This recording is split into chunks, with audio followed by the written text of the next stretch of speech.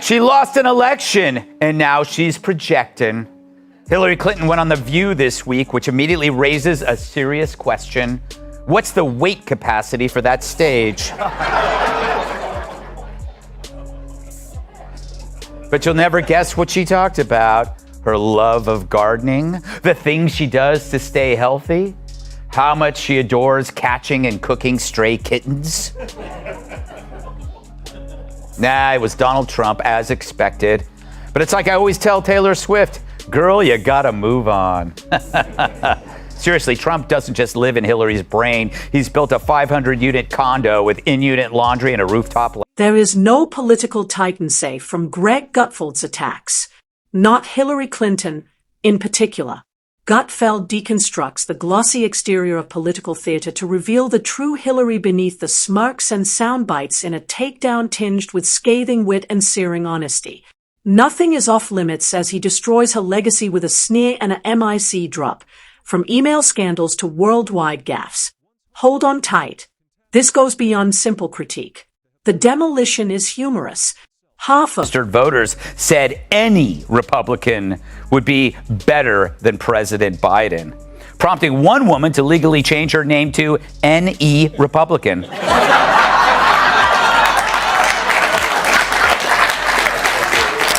In Washington, D.C., the giant grocery chain has announced a ban on large bags. Great, now where will I shop? Complains one large bag.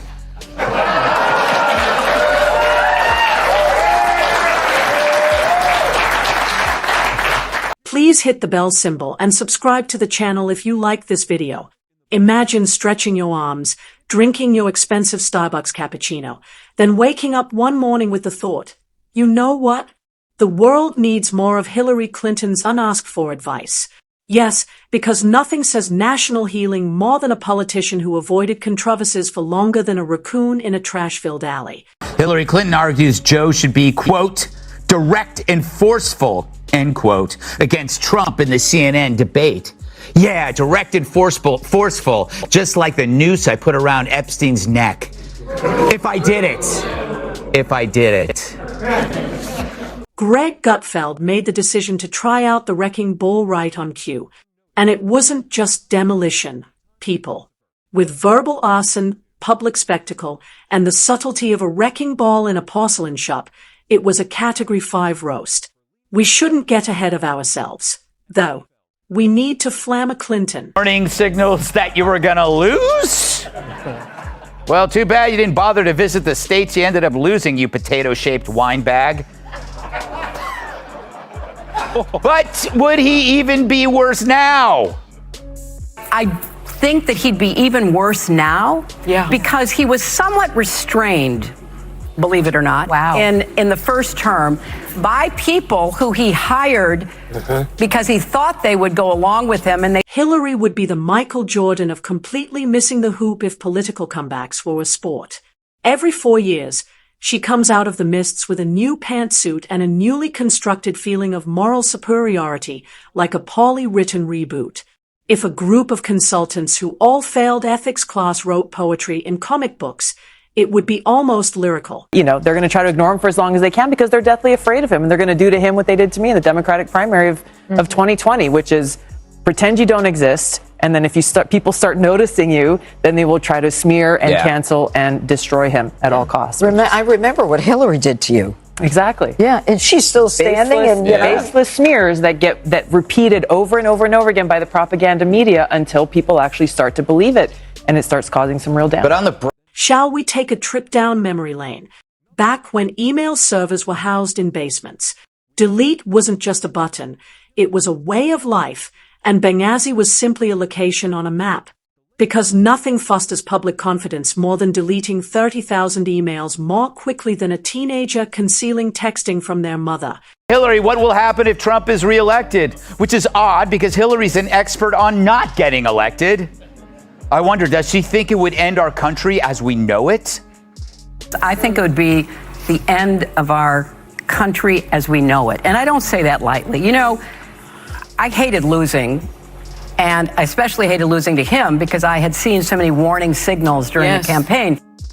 Greg threw Mentos into a bottle of Diet Coke without hesitation, his eyes sparkling with mischief. In this instance, however, the Mentos are sarcastic truth bombs, and the Diet Coke is Hillary's legacy. The man did not flinch at all. Like he was opening a bag of chips, he nonchalantly tore apart decades of carefully planned Clinton PR. Voter illusion and sour cream. Anyone? Whoa. Lefties always get all the commencement addresses, and they love to spout their opinions on award shows because they know there's no journalist there that will ask them a question. And the reason why, and he's the perfect example, none of their opinions are actually real. They are all assigned. Let's not overlook the 2016 election, which is often referred to as the plot twist that rocked brunches across the country. Hillary was expected to prevail. That was the agreement. In a wonderful exhibition of unpredictable behavior, the American populace responded, yeah, no, despite the fact that everyone from Hollywood to the spirit of FDR had already sent the celebratory tweets. Hillary handled it rather well, too. That means she wrote books, went on tour, blamed Macedonian content farms, and starred in her own political version of Shaggy's It Wasn't Me for the next 5 years. But it was a revolving cast of scapegoats in place of Shaggy. Comey, misogynistic Wi-Fi Reuters, sexism, the Russians, gluten intolerance, and at one point, perhaps even gravity. Gutfeld's roast, meanwhile, wasn't holding back. With limitless tokens, he entered Chuck E. Cheese like a child. All of Hillary's post-election press parade's weak points, rehashed justifications, and lukewarm hot takes were analyzed, ridiculed, and discarded as intellectual garbage. There's nothing like claiming diplomatic triumph after transforming a nation into a Mad Max sequel. Democratic Party's pocket since Hillary stopped having sex. That's like decades. Yeah. Losing the union endorsement is like P. Diddy running out of baby oil. There's a whole lot of friction ahead. When Teamsters polled their members about the Dems' new candidate, Cackles McKnee pads. Furthermore, the Clinton Foundation cannot be overlooked. That glistening lighthouse of what? Goodwill, openness, or perhaps a neatly cloaked family business with the efficiency of a burning DMV and the branding of a charity. Despite the infusion of millions of dollars, the world has not been fixed. Is it a coincidence? Most likely not. Greg excitedly pointed out that Hillary's speeches to Wall Street were more like a customer service representative reading from a gold-plated teleprompter than an inspirational leader with the ecstatic excitement of a child opening a gift marked hypocrisy. Paid 6 figures to assure banks that all was well.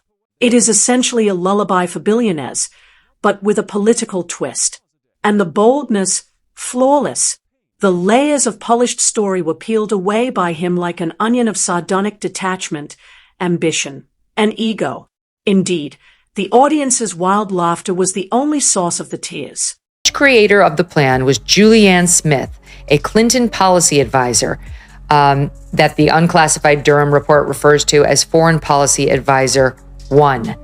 And this woman, look how happy she is. She's like, I got away with everything. I nailed it. And then Obama made me the liaison to NATO. I mean, not Obama, Biden. Like I continue to get employed by these people because all I do is sit around and do the illicit bidding of my Democrat. Not to mention her abrupt transformation into an advocate for truth.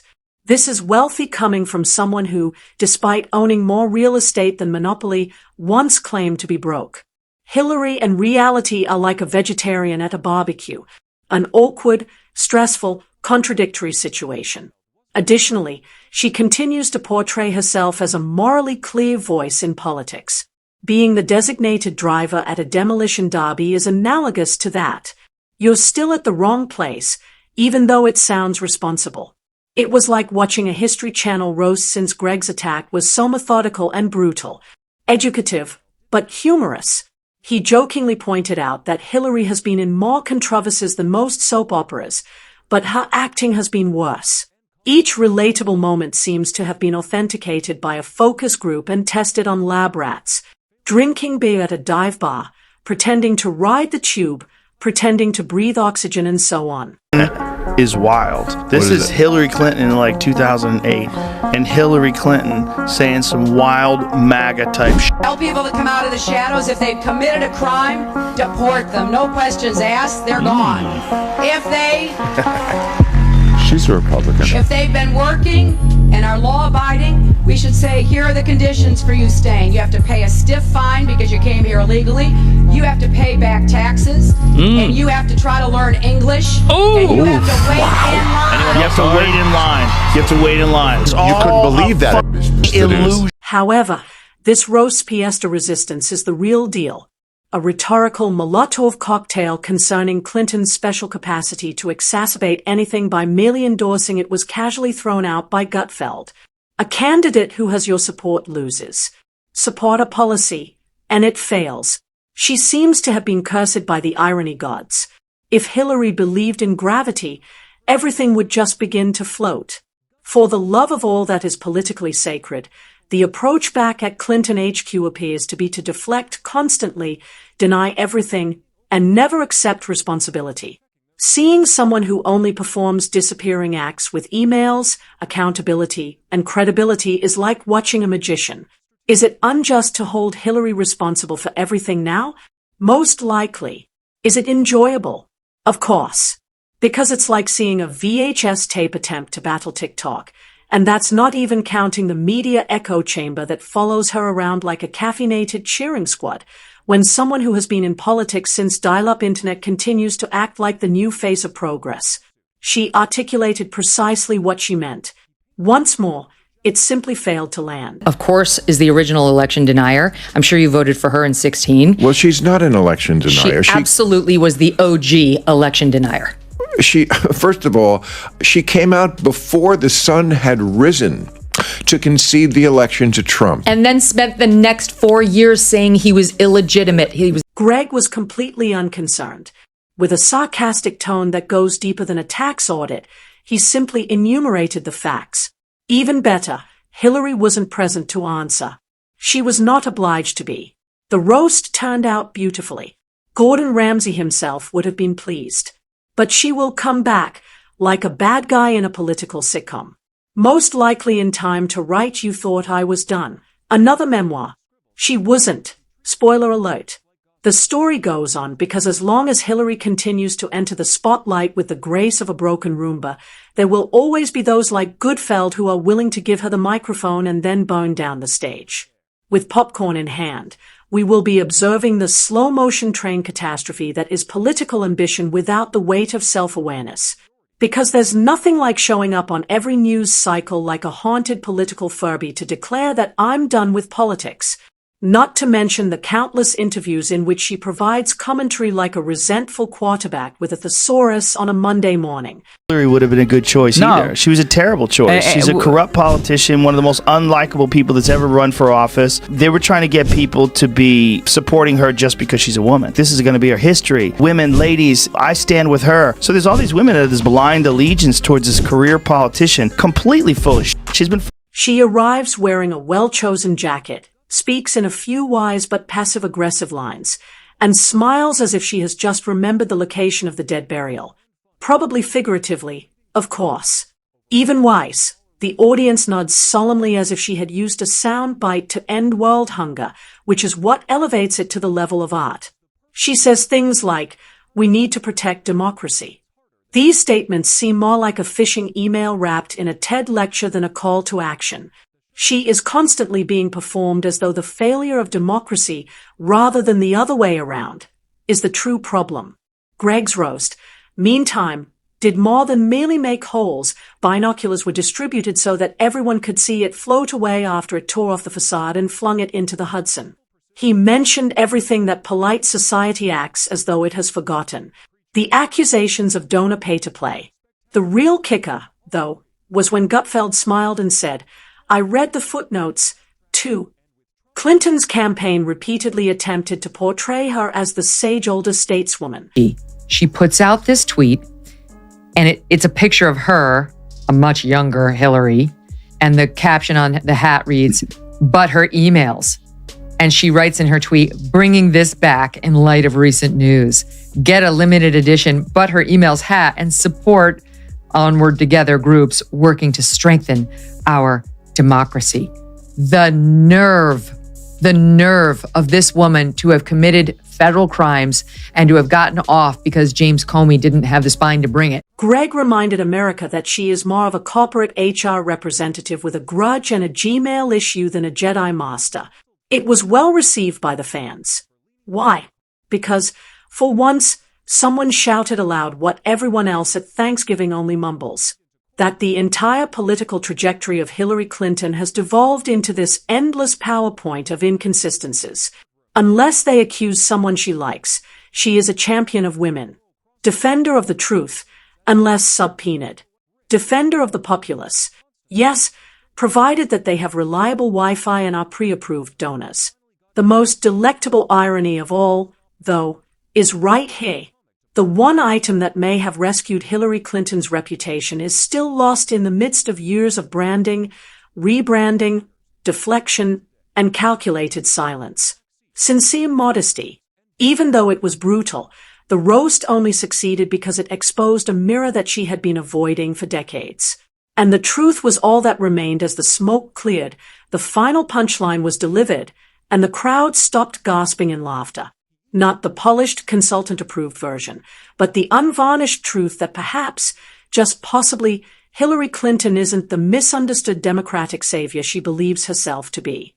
Perhaps she is simply the loudest person in the room and is unable to tolerate criticism, because Hillary is the tea, not just the tea bringer, when it comes to political drama. It's too steeped, bitter, and hard to ignore. And have faith in us.